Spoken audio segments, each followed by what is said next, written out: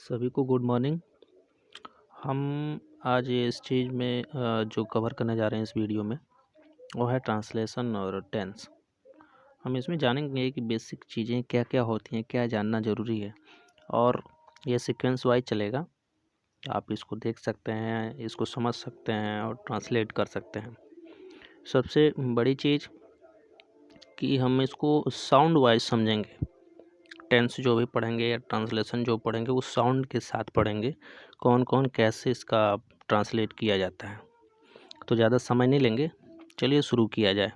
तो सबसे बेसिक चीज़ें क्या है एक ट्रांसलेशन के लिए, उसकी जानकारी होना चाहिए। जैसे टेंस हम पढ़ रहे हैं तो ट्रांसलेशन में subject, object, helping verb, main verb, इन सब की जानकारी बहुत ज़रूरी है। तो हम इसको सही ढंग से जानने की कोशिश करते हैं कि क्या होती हैं सब चीज़ें। अगर इनकी जानकारी हमें है तो हमें टेंस बनाने में, ट्रांसलेट करने में इंग्लिश से हिंदी और हिंदी से इंग्लिश काफ़ी आसान हो जाता है। तो चलिए शुरू करते हैं। चलिए, तब पहली चीज़ है सब्जेक्ट। सब्जेक्ट किसे कहते हैं इंग्लिश में? What is subject? सब्जेक्ट क्या है, इसको हम जानेंगे। तो वाक्य में जो भी कार्य करने वाला है उसे ही सब्जेक्ट रहते हैं। सबसे सिंपल भाषा में कि जो भी कार्य करने वाला होता है उसे सब्जेक्ट कहते हैं। जैसे राम बाजार जाता है, तो बाजार जाने का काम कौन करता है? राम। तो राम इसमें वह सब्जेक्ट हुआ क्योंकि राम के द्वारा ही कार्य हो। अगली बात ध्यान से सुनिए। अगर सेंटेंस में आपको सब्जेक्ट कौन है ये पता करना है तो आप जो है सेंटेंस से ही क्वेश्चन कीजिए, और वह क्वेश्चन कौन, किसने या किन्होंने, जैसे आप उस सेंटेंस से कौन, किसने या किन्होंने यह कार्य किया है, अगर ये चीज़ हम उनसे पूछते हैं तो सेंटेंस से ही हमें यह पता चल जाएगा कि सब्जेक्ट क्या है। ये काफ़ी आसान है। जैसे हमने अभी सेंटेंस एक देखा था कि राम बाज़ार जाता है, तो हमने सेंटेंस ये सब्जेक्ट पता करने के लिए हम उस सेंटेंस से ये क्वेश्चन कर सकते हैं कि बाज़ार कौन जाता है। अब बात करेंगे वर्ब की। वर्ब क्या है? वर्ब किसी वाक्य का बहुत महत्वपूर्ण भाग है और हिंदी सेंटेंस के जो अंतिम शब्द होते हैं, यदि वाक्य के अंत में है, हूँ इत्यादि है तो उससे ठीक पहले शब्द जो आता है, जैसे सेंटेंस था कि राम बाजार जाता है, तो है लास्ट में आया है लेकिन उससे ठीक पहले जाता शब्द आया है। तो जाता यहाँ पे जो है वर्ब का काम है, यानी जाना।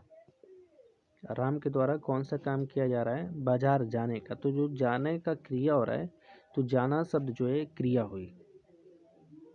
तो कर्ता के द्वारा जो कोई भी काम किया जा रहा है उसको हम वर्ब कहेंगे। जैसे जाना, खाना, पीना, खेलना, तैरना, ये सब वर्ब हैं। अब बात करेंगे ऑब्जेक्ट की। ऑब्जेक्ट किसे कहते हैं और ऑब्जेक्ट का प्रयोग कैसे होता है? तो हिंदी वाक्य में जो सब्जेक्ट होते हैं और जो वर्ब होते हैं, इसमें ऑब्जेक्ट की भी प्रमुख भूमिका होती है। ऑब्जेक्ट जो है ये आपको वर्ब से क्वेश्चन करने पर पता चलता है। जैसे राहुल फुटबॉल खेलता है, तो खेलना तो इसमें वर्ब हो गया, लेकिन अब इसी से हमें पूछना पड़ेगा कि राहुल क्या खेलता है? तो फुटबॉल खेलता है। तो जो फुटबॉल शब्द है वह ऑब्जेक्ट होता है। ऑब्जेक्ट का मतलब थिंग्स, आपने पढ़ा होगा, चीज़, कोई सामान। तो फुटबॉल यहाँ पे एक ऑब्जेक्ट हो गया। जैसे वह नदी में तैरता है, तो तैरना जो है वर्ब हो गया। वह कहाँ तैरता है? नदी में। तो नदी जो है वह आपका ऑब्जेक्ट हो गया। ऐसे कुछ और भी सेंटेंस होंगे जिसमें आप काफ़ी आसानी से प्रश्न पूछ करके वर्ब से आप पता लगा सकते हैं कि वर्ब क्या होता है। यहाँ पर हम आपको कुछ होमवर्क दे रहे हैं जिनमें आपको वर्ब, ऑब्जेक्ट और सब्जेक्ट ढूंढने हैं।